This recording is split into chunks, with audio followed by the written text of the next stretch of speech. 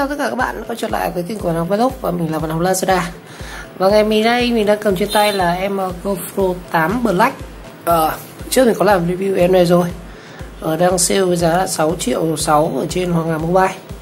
Đây cái thời điểm rất tốt, anh em có thể sắm được một trong những chiếc máy quay tốt nhất ở dòng Action Cam, dành cho tất cả các nhu cầu về quay phim, làm vlog, YouTube hay là phục vụ về làm dịch vụ, quay các dịch vụ sự kiện. Rồi, và ngày hôm nay thì mình sẽ chia sẻ một trong những cái mà đầu tiên khi mà ai cũng sử dụng GoPro nó phải làm, đó chính là update những chiếc GoPro này.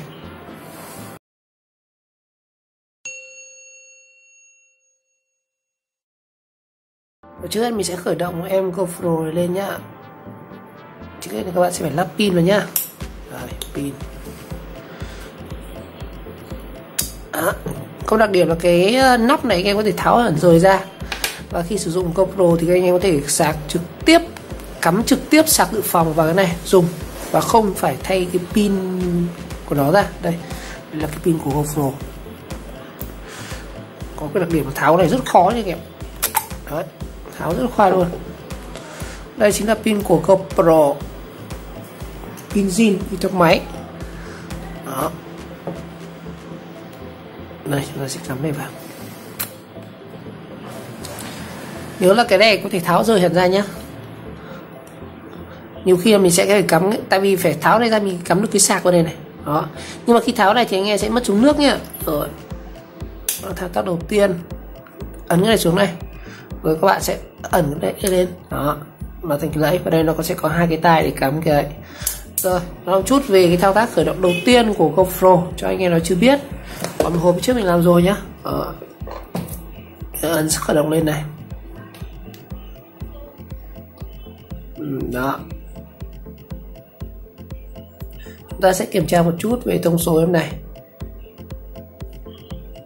Nó đang lóc màn hình này. Đó. Ấn vào đây sẽ mở khóa này. Rồi. Chúng ta sẽ có một chút cài đặt này. Program này. Để xem về tờ bao này. Đấy, chúng ta sẽ update cái con này. Hiện tại thì mình đang sử dụng là nó là GP, cái mã của nó 2406719 này, series number là C33 12341790 này, và cái version của nó đang sử dụng đó chính là version 1.0. Cái này theo mình biết thì bây giờ nó có version cao hơn cái version 1.0 rồi. Đây là nguyên bản. Và cái này phiên bản đầu tiên này thì nó khá là lỗi về các cái chế độ smooth hay là các cái chế độ về boost tăng tốc cho cái này, hoặc là cái chế độ quay frame rate nó cũng khá là yếu. Bây giờ chúng ta sẽ update lên. Và để update cái GoPro này các bắt buộc các bạn sẽ phải sử dụng điện thoại để kết nối. Đầu tiên mình sẽ tải cái app của GoPro nhá. Chúng ta vào sẽ Play. Chúng ta cài cái GoPro app anh em. GoPro. Đầu tiên chúng ta sẽ tải cái GoPro này.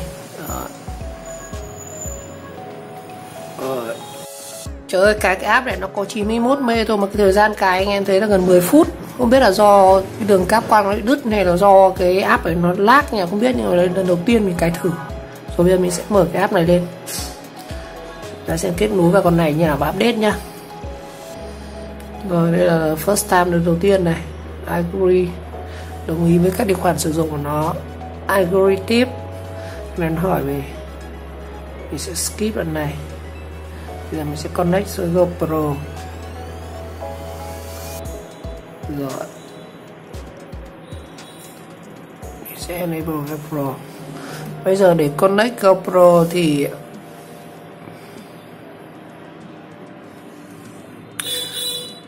cho phép này, mình sẽ phải cài đặt, mở wifi này lên để kết nối.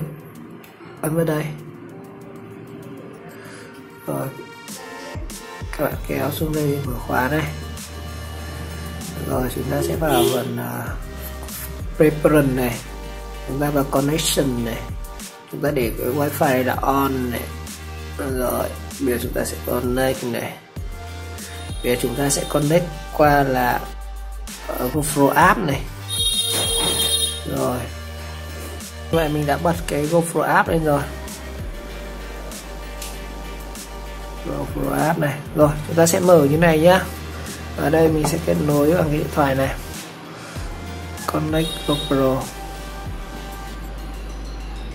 Mình sẽ mở Bluetooth lên này. Rồi bây giờ mình sẽ chọn cái phiên bản của mình, đó chính là GoPro 8 này. Rồi continue. Trên GoPro thì các bạn cũng vẫn để cái GoPro app này nhá. Rồi như vậy nó báo là tìm thấy được cái con GoPro của mình rồi. Mình sẽ kết nối sang. Như vậy trên này chỉ nó báo là hết cái connect app kia. Rồi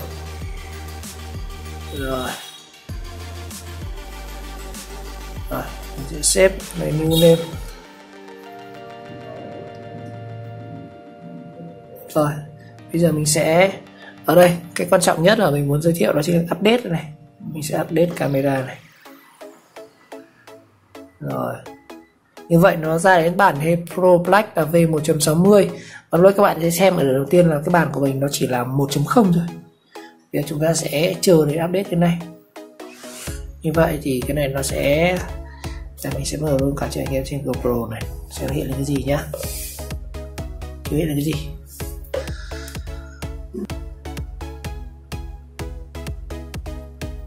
Như vậy nó báo lỗi anh em ạ. Mình sẽ phải thêm lách lại. Mình sẽ mở lại cái này nhá.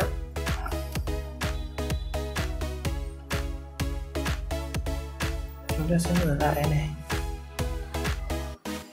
Nào xuống đây, current connection. Rồi mình sẽ connect đi ngay. Rồi mở này lên, update later. Đây nó sẽ báo là connect successful đây. Đó.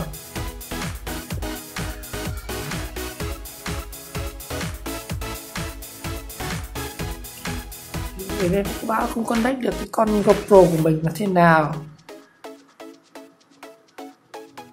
Cho phép luôn này, cho phép. Rồi trên này thì nó vẫn đang chạy này. Rồi let's go. Như vậy là connect được thằng này rồi.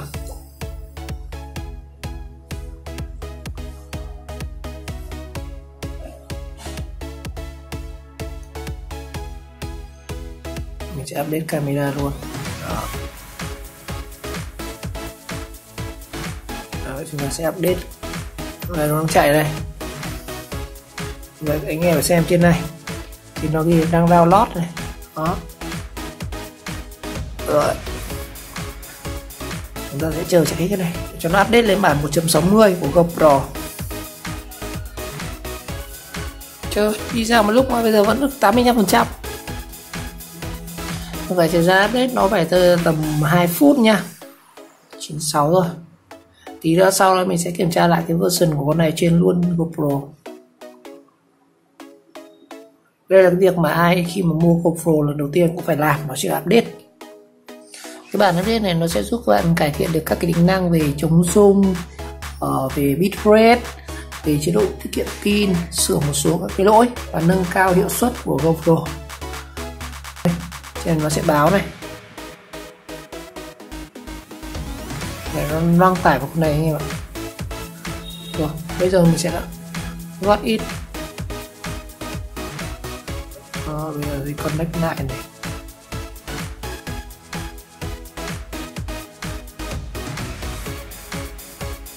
Còn rất nháy anh em ạ.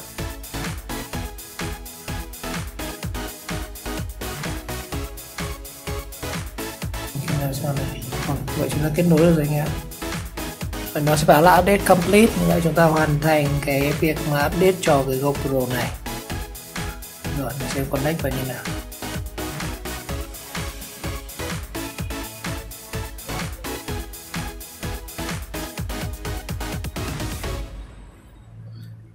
Rồi trên này nó sẽ báo là renew real time. Start to watch script rồi.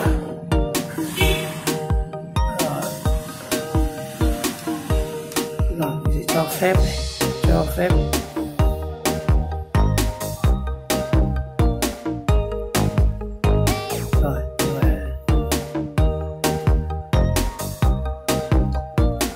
Đại khái mình đã connect được sang con này rồi.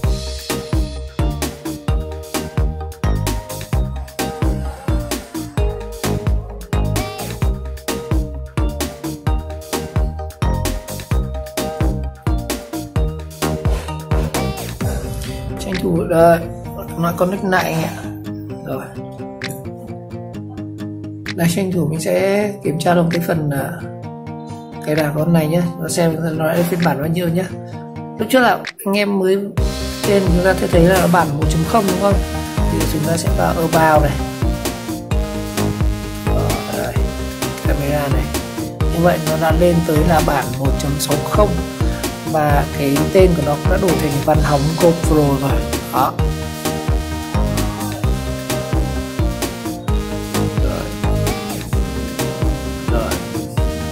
Sẽ có lấy sang cái này nhá. Connect này sẽ phải vào đây mới connect được.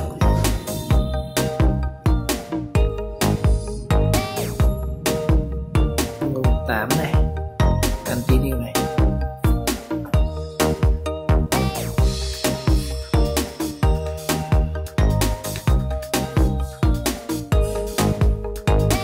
Rồi, như vậy connect được rồi, nó file đấy rồi.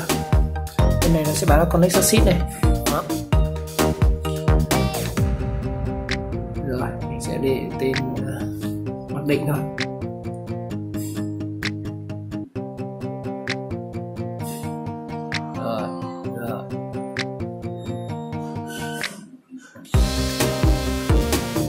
Rồi let's go. Đại khái là bây giờ chúng ta sẽ kết nối được sang con này rồi.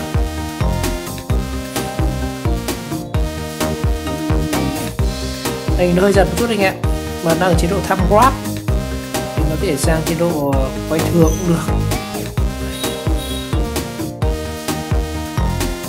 Chế độ quay thường như vậy. Chúng dừng bật không?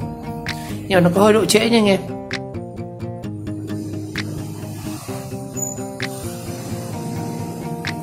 Rồi như vậy ngày hôm nay thì mình đã hướng dẫn các bạn một cái bài mà các bạn đối với các bạn sử dụng GoPro mới, đó chính là update firmware cho cái GoPro này.